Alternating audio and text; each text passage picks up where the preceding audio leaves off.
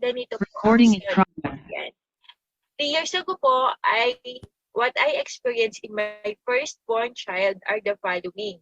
So, hindi ko pa po kilala yung barley. So, 2019 po, nung inilabas ko yung aking baby, no? So, after po nun, yan, I gained weight po. Tumaba ako ng tumaba. Then, yan po, marami din po akong pimples. Konti pa lang yan. Pero talaga nagkaroon po ako ng parang acne na dati naman wala. Then, high blood pressure din po, 140/100 and above. That led to preeclampsia in my 4th month of pregnancy. Kaya po, sabi po ng aking OB, ay mag-rest daw po ako. So, ang malungkot doon, kapag no work, no pay. Kasi po, kami po ay hindi kami pwedeng mag-leave, no? So, ayan po. So, nalungkot ako. Kasi 4th month pa lang. Samantalang yung alam kong ibang pregnant ay nakaya pa naman hanggang sa 9th month nila. Pero ako po, 4th month pinahinto na, as in, hindi naman po bed rest, pero hindi na ako pwedeng lumabas pa, yung ganun po. Talagang monitor po yung aking blood pressure. Then, naramdaman ko rin po noon ay madali po akong mapagod. At meron din po akong edema pit na yun po bang namamanas, no? 4th month pa lang makikita mo na namamagana yung aking paa, na hindi na po magkasya yung aking paa sa aking sapatos. Yan. So, sobra din po akong nanghihina. And then, syempre, epekto po nito emotionally ay meron po akong, nagkaroon po ako ng low self-esteem. Ayan po. So, dahil po dyan, ito po yung aking mga nireseta po ng aking doktor. Yan. Kung saan, nagtitake po ako ng 12 to 14 capsules a day. So, grabe po, no? Napakadami. Kaya lang, kailangan ko dahil gusto ko nga yung baby ko ay mabuo at magtuloy-tuloy. Kasi nga po, sa ganitong sitwasyon, lalo na po kung medyo na po kasi ako nag-settle down, ay nasa late 30s na rin po. So ano po ba yung causes and risk factor ng preeclampsia na naranasan ko? Para po mas maunawaan ninyo.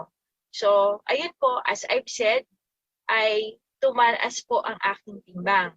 Obesity po, ayan. Ito po ay genetics, possible po genetics, o kaya dahil first pregnancy, o kaya ay multiple gestation. At dito po kasi pregnancy at age of 38, din po ako nabuntis. Kaya po 39 nung ipinanganak ko po yung aking anak. Yan. Wala naman po akong history ng hypertension, pero dahil nga po sa age ko ay nagkaroon na rin at dahil na rin po sa mga kinain ko noon. So ano po ba yung sign and symptoms po ng preeclampsia? So ito po, mataas yung blood pressure. Kaya meron po akong binili para makita yung mamonitor ko po yung blood pressure ko, no? Then nagpa-lab test din po ako. Yan, elevated protein in urine, water retention and swelling. Yan po. Then, weight gain exceeding 2 pounds a week. Actually, tuwing magtitimbang po ako, lagi pong tumataas ang timbang ko. So sabi ko, normal lang naman, sa pagkakaalam ko, nung hindi ko pa alam yung totoo, na okay lang pala na tumaas yung timbang ko kasi may baby ako. Then, later po, explain ko sa inyo na okay lang pala na kahit hindi tumaas yung timbang mo until 28 weeks, saka pa lang tataas. Ayan po.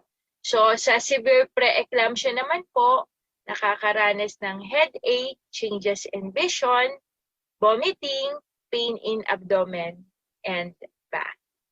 Yan po. So, ano ba yung complication nito? So, ang complication po nito sa nanay at sa baby. So, kaya inalagaan ko po yung sarili ko dahil hanggat maaari, gusto ko parehas kaming buhay. Kasi po, risky na yung ganong age ng pregnancy. At alam ko po na marami din po na katulad ko na nakaranas po nito. So, ito po yung mga possible na epekto, magkaroon ng seizure, cerebral edema, yan po, no? Sa bata naman po, hindi siya mag-develop fully. Ayan po, no? Then, ito pong mga sinasabi ko, itong hypertensive disorder ng pregnancy, including po yung pre-existing hypertension, gestational hypertension, and preeclampsia, further complicated already by high-risk pregnancy in women with diabetes mellitus. Connected po yung dalawa.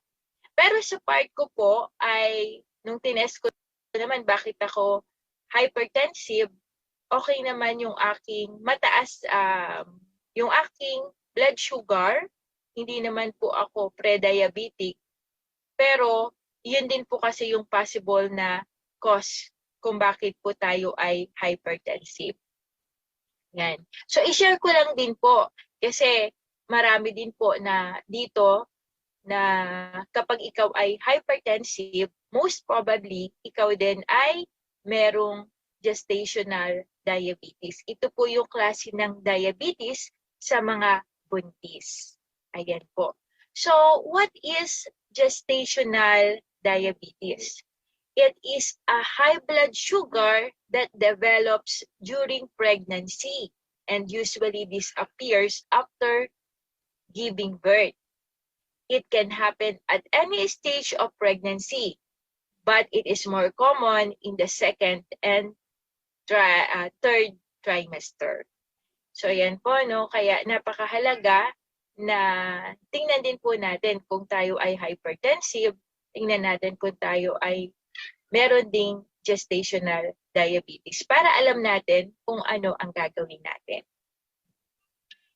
So, yung iba po, once na ikaw ay na-diagnose na merong gestational diabetes, ay nagtutuloy-tuloy. After delivery, nagtutuloy-tuloy. Kung saan, possible din po na magtaas po ng risk to develop type 2 diabetes. And of course, even your child ay possible din po itong ma-inherit. Yan. So ano po ba yung complication ng gestational diabetes? Siyempre po kapag ang nanay ay maano po ang timbang, mabigat po ang timbang, possible din po yung baby sa tiyan niya ay sobrang laki din at mahirapan siya na mailabas ito. Bigger babies can have hard time regulating their blood sugar after birth, which is true po, no? And then increases your risk in high blood pressure during pregnancy. And as I've said po, possible po itong mag-lead sa type 2 diabetes. Kaya hangga't maaari, dapat ito ay mapigilan. So, ano nga po ba yung reason kung bakit ako nagkaroon ng dati, okay lang po yung aking blood pressure reading, pero later on, aside from age ko po na nasa, nung time na yon ay 38, ay ito rin po ng mga unhealthy po ang kinakain ko. Actually, wala akong vitamins maliban sa vitamin C. Hindi ko pa po kasi alam yung ating produkto nun. So, preeclampsia condition exists. Nung nag-exist na po ito, doon pa lang po ako uminom ng medicine at vitamins na sinabi po ng aking OB/GYN. And then, dahil din po ako ay preeclampsia, CS po ang solusyon. Kasi mahirap po na kapag ninormal ka, ay possible na mamatay ako at yung baby ko. Yan. So yan po yung firstborn ko. Inilabas ko po siya at the age of 39. Then 2 years po later, ito na. Dito na po nagsimula yung struggle ko. I was diagnosed po na meron akong PCOS. So, ayan po, nakalagay age 40, no? So, nung nalaman ko yan, actually, talagang ako ay nalungkot. Sa kababaihan po, isa din po kasi sa naglilid po kapag ikaw ay may PCOS, ay yung emotional health mo, possible po sa depression, anxiety. Kaya po unawain niyo po yung mga may partner po dito na may PCOS din po yung kanilang partner. No? Unawain niyo po kasi talaga pong nararanasan po yan.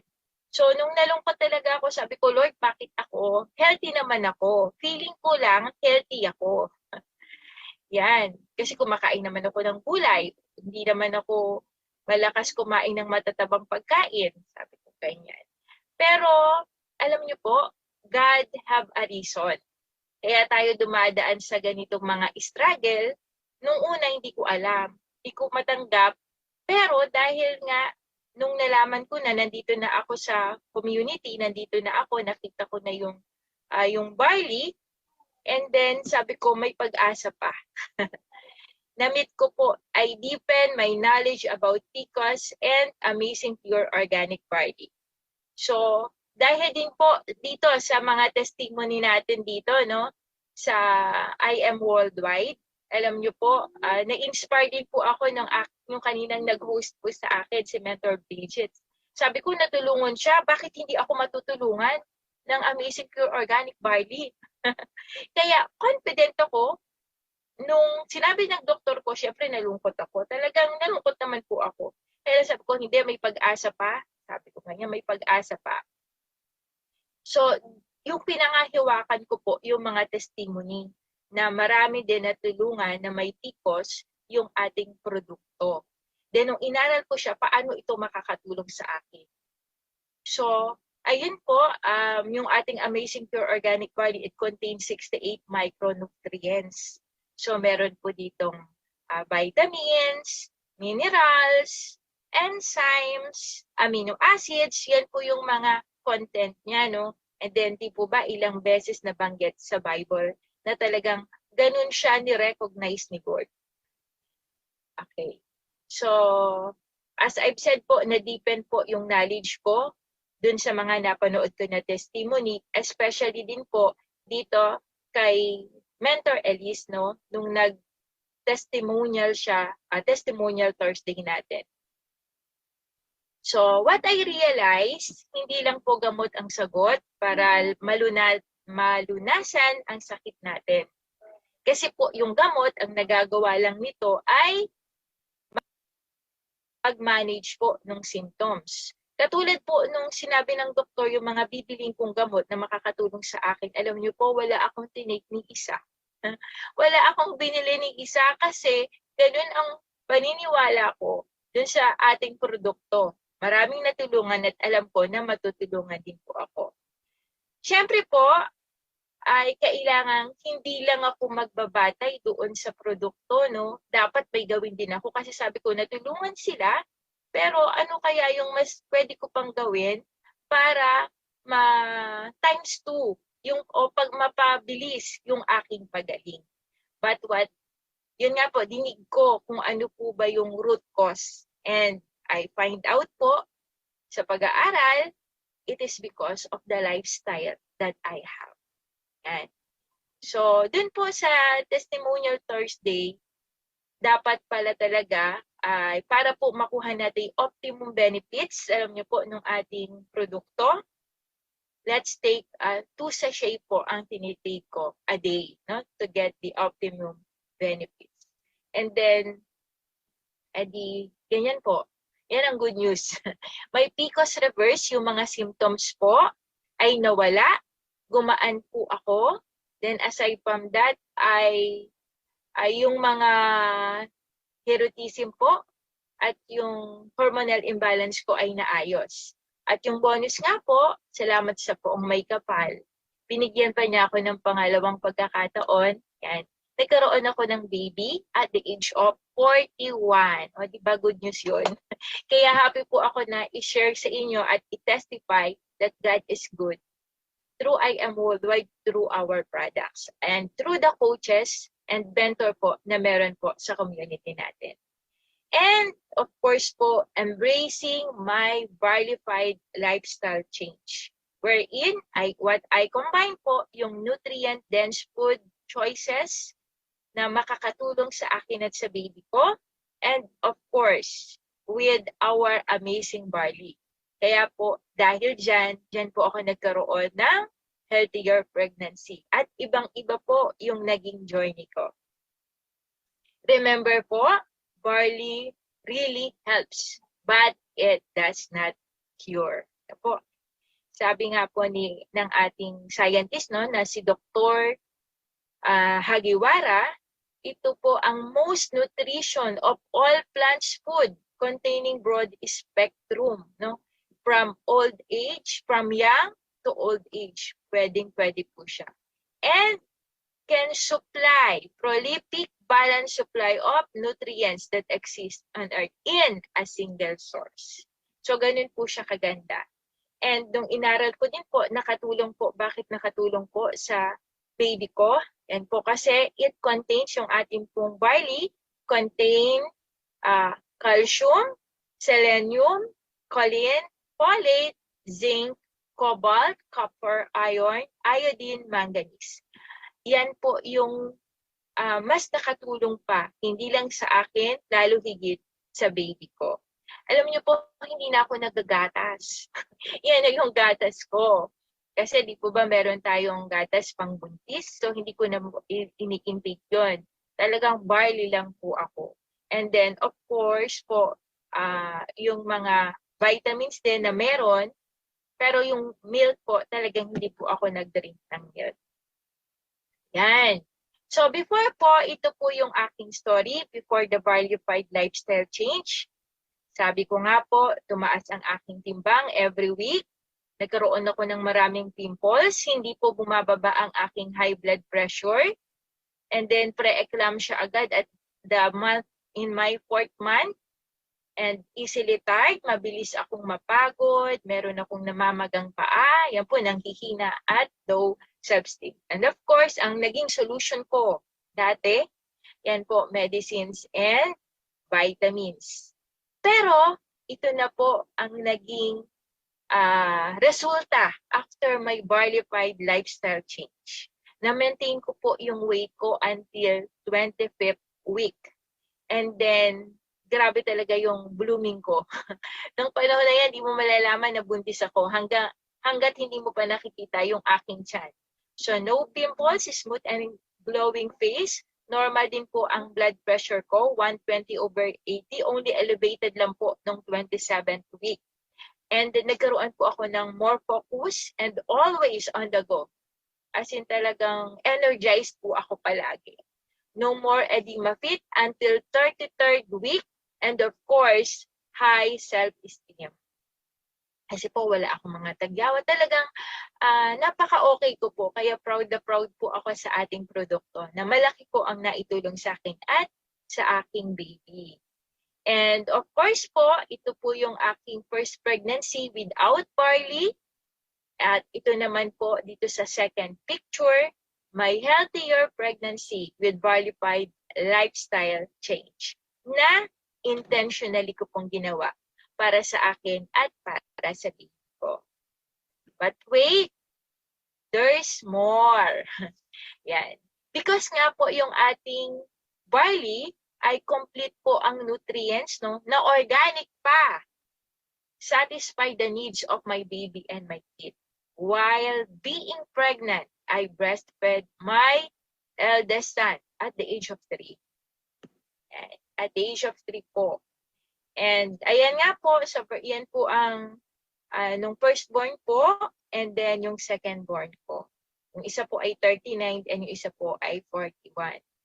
And I really did tandem breastfeeding while I am breastfeeding with my 2 months old ngayon po.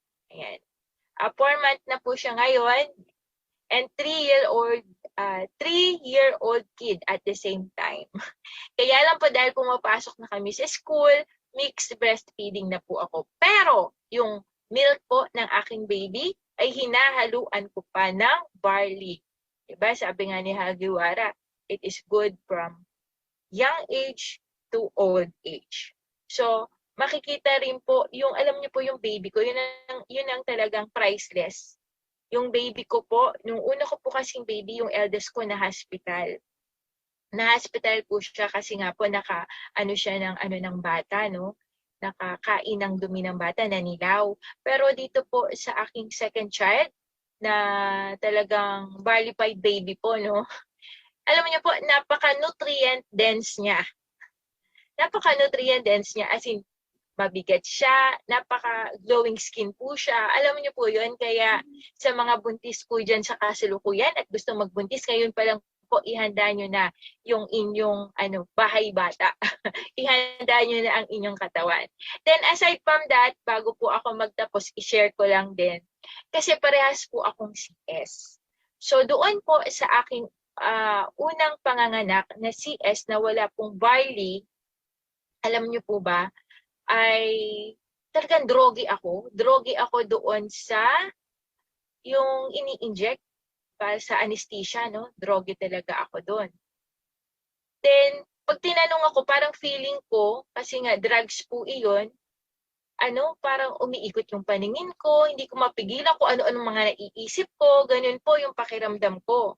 Yun po ang ayokong maramdaman. Pag nag-CS ka ako ulit ako, ay paano ang gagawin ko? Baka drogi na naman. Anong mangyari sa akin? Pero what is amazing, dito po, nung nanganak ako sa bunso ko, nung tinatanong ako ng doktor, nasasagot ko, as in, alive na alive ako. Sabi ko sa doktor, Lord, ingatan niyo po ako. Ingatan niyo po yung anak ko at ako. Po. Kumbaga, kung anong tanong niya, sagot ko at hindi ko naranasang maging droge. Sabi ko, magkaiba kayang gamot ang ginamit? Pero hindi po. What is the answer? Naka-prepare na po kasi yung katawan ko. Kasi bago po ako magbuntis, diba, nagbabarley na po ako, and then, nung kasalukuyan din ako, nagbarley pa rin ako. Hanggang ngayon po, nagpapa-breastfeed ako, nagbabarley pa rin po ako. Kaya, ayun po, talagang napakalaki pong tulong ang maibibigay sa atin ng ating amazing pure organic barley. And then, ito po ang aking tips at advice. Always better po na magpa-check po tayo ng medical lab test. Wag po nating hintayin na lumabas yung symptom bago po tayo pumunta sa doktor, no? Hangga't maaari po ay alam natin yung sitwasyon ng ating loob ng katawan. Hindi lang po yung panlabas, kasi baka okay sa panlabas, sa panloob naman hindi. So kailangan din po nating alamin. And of course po, choose nutrient-dense food. Yan. Then, lessen and possible, avoid processed food, lalo na po, and sugary food po, lalo na po kapag buntis tayo, no? At kahit hindi po tayo buntis. Yan. Then, pang-apat po ay drink amazing pure organic barley daily. Kasi ito po yung source natin ng micronutrients. And ano pa, dagdag ko lang po dito, alam nyo po ba, sabi ni Eric Berg, no? Ni Dr. Eric Berg, how many nutrients ang kailangan ng ating katawan? Ito po ay 7 to 10 cups of fresh veggies.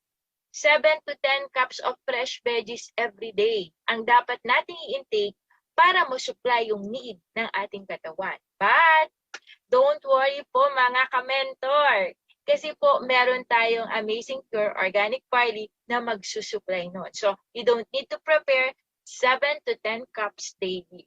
Yan. Pag amazing pure organic barley na lang tayo. Then, decide po, ikaw po ang magde-decide to have healthier life, to have a wealthier life.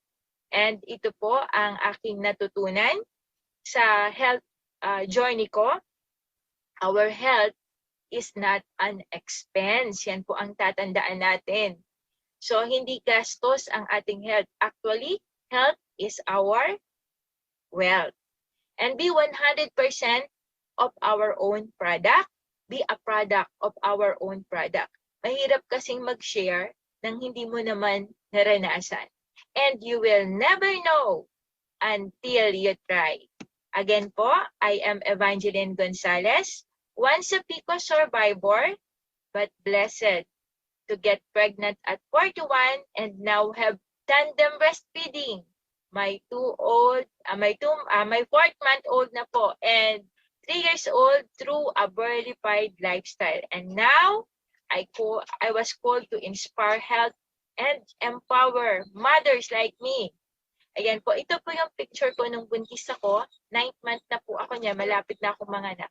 And then, ito po ako ngayon. Yan. So, I am Evan Gonzalez and I am worldwide. So, yan po. Ayan. Wait lang po.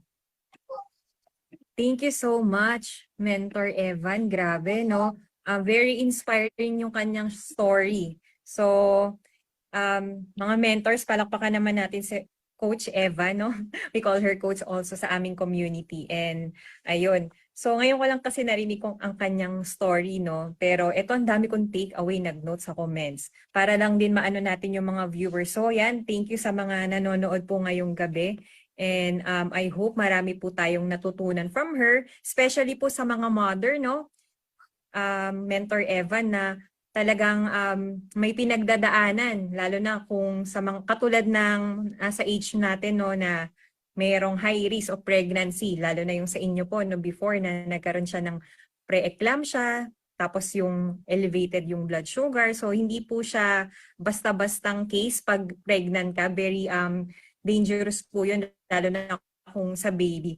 Pero grabe lang yung decision na ginawa niya for a lifestyle change. And very amazing yung product natin. Pero nga, ang ano ko dito is hindi lang kasi si barley yung ginawa niya. No, hindi lang siya nag-take ng barley. And sinasabi nga po natin, ang barley hindi po siya yung pinaka-main gamot dito, no, sa mga ating mga pinagdadaan ng mga health condition. But we need really to sustain yung ating tinatawag na nutrient-dense na lifestyle. Iko-combine siya kasi ang ating ang body natin, no, parang mas maging effective si barley, kailangan po natin ng tamang food. So yan. Sige, Mentor Eva, no, may mga few questions lang ako, pero grabe ang ganda po ng sharing nyo, very detailed and na-explain ng maayos. So alam ko maraming natutunan, no, ang ating mga mentors ngayon and viewers. So, very rin po kayong mag-ask ng question, mga mentors. Kung meron po kayong tanong, we can entertain siguro, Mentor Eva, no, few questions. Pero ako siguro mag-ano lang ako. Kasi nakaka-relate ako doon, no, sa inyong PCOS. And yung mga nagkakaroon ng PCOS, yan, yung stage mo before na nagkaroon ka rin ng emotional challenge, di ba? Anxiety, depression. So, hindi siya madali. Pero isa rin sa I think nagkukos nun yung mga kinakain din natin na food talaga. Kasi ako po ganun din personal kong pinagdaanan yun. And yun, CS, no? Pero ang galing lang ng barley. Dahil nung second baby nyo, nakaka-amaze mo, Mentor, kasi iba yung second baby mo at the age 41. Grabe, no? Yung iba parang feeling nila pag ganong edad, ay wala na silang pag-asa, tapos PCOS ka pa, di ba? Parang feeling mo, imposible na. Pero thank you, Lord. Thank you to our amazing barley. At thank you sa taong ginamit niya para makonect ka dito sa ating I Am Worldwide and ang ating amazing barley. Kasi ito ang naging pag-asa ni Mentor Evan. Para kumbaga hindi niya sukuan, no? Kasi yung iba parang, okay na, tinanggap na nila, hindi na ako magkaka-baby, ganito na yung case ko. Pero yun po, ini-encourage po natin yung mga viewers natin ngayon, kung may mga kakilala po kayo na same case po ni Mentor Evan, no, share nyo po itong kanyang amazing testimony kasi marami po tayong matutulungan at the same time mabibigyan ng hope na talagang matransform po ang kanilang buhay. Ayan. So sige, Mentor Evan, okay lang mag-ano ko ng question, no? Sige po. Yung pagtitake po kasi ng barley before, no? Consistent ka po nagtitake ng 2 sachets. Tama po? A day. So, ganito, Penso. Share ko lang din po. Oo, may lesson din kasi ako dyan. Nung una po kasi, although part na ako ng I Am Worldwide, ay dahil feeling ko mahal, tinitingi-tingi ko po. Yung isang sachet ko, 3 klase yan. Pag halimbawa, nung hindi pa po ako connected, nung hindi ko pa naintindihan yung nutrient-dense food. Pag may Milo, ilalagay ko. Pag may kape, ilalagay ko. So, 3 hati yung isang sachet. Although member pa ako Okay. noon. Pero, Oo. tapos ganun yung lifestyle ko, unhealthy lifestyle ako hanggang na-realize ko, maaaring ito ang nagkaroon ako ng PCOS noon dahil nga po doon. And then, nung naunawaan ko na maganda siya, edi naging once a day. Pero nung mas nakilala ko po dito sa testimonial, Thursday nga po si Mentor Elise, no? Special mention, na dapat pala 2. Then sinabayan ko pa po ng lifestyle. Doon talaga grabe po ang changes na naranasan ko. Kaya sa ngayon po, 2 sachet po ako. Pero pag may nararamdaman akong hindi maganda, pwede po tayong mega dose ng barley. Hindi naman po ito masama. Ayan, men. And thank you for sharing that, Mentor Evan. Kasi alam ko yung iba, no, medyo tinitipid talaga nila yung barley kasi namamahalan sila. Pero iba po pag nakuha mo yung tamang dosage na kailangan, especially po kung meron kang existing health condition. And ako personally, share ko lang din, no, nung ako'y pregnant, syempre pareho po tayo ng PCOS. Actually, dahil hindi po ako fan din ng mga synthetic drugs, talagang pasaway din ako katulad mo. Hindi ako nag-take ng mga nirecommend dati ng OB ko ng mga pills kasi alam ko may side effect eh. So parang hinayaan ko lang yung PCOS ko. Pero nung nabuntis na ako, sabi nga, gusto ko rin ma-prove sa sarili ko kung gaano ka-effective yung barley. So 5 sachets po ang ginagamit ko before nung buntis. At agree ako dun sa na-mention mo din kanina na pag buntis ka tapos nagbabarley ka, very healthy, nag-glow talaga yung skin. Yun yata yung mas sexy pa ako before nung buntis ako kaysa nung after ko mga anak, di ba? Kasi alam mo, kumpleto yung nutrients na na-absorb mo sa barley, lalo na kung magdagdag ka ng dosage. So yun mga mentors, no, sa mga nagpaplano pong magbuntis or may mga health condition, maganda po dagdagan po natin yung dosage. Huwag tayong manghinayang dun sa presyo, no, nung barley kasi actually mas malaki po yung matitipid natin in the long run kapag tayo po ay mas nag-focus dun sa ating health, no, kasi syempre pinaka-greatest blessing nga ni Mentor Evan yung kanyang baby. Di ba, na-compare niya yung firstborn niya dun sa secondborn na talagang hindi sakitin, parang ganun din yung sa aking barley baby na si Alpha, no, talagang kita mo iba yung health nila na mas maliksi, mas energetic, at the same time hindi sila sakitin. And yun, no, dagdag ko lang din kanina yung tumatak sa akin din, no. Sabi nga, no, dagdag ko yung sinabi mo kay Dr. Eric Berg na kung i-compare natin si barley, kung ang recommended daw na vegetable per day, at least daw dapat nakaka 7 cups tayo. Eh, yun nga, di ba, Mentor Evan, nandito tayo sa Pilipinas, hindi rin mura ang gulay, di ba? Napakamahal ng gulay. Pero, kung ang barley lang, no, doon mo i-base na kung ang laking tipid, kung 50 or 100 pesos a day, lalo na kung member ka na ni IM, ang laki ng matitipid mo. Kung hindi ka talaga magulay. Parang ako kasi before, hindi rin ako vegetable talaga. Pero talagang sa barley ko, dinadagdagan ng dosage para makuha yung complete nutrients na kailangan ng body. Ayan. So ayan, I hope mga mentors you are learning, no, sa ating additional information sa Q&A. And siguro po tayo, tingnan lang natin yung viewers kung may mga question po sila. Kindly send lang po dito sa ating chat. So meron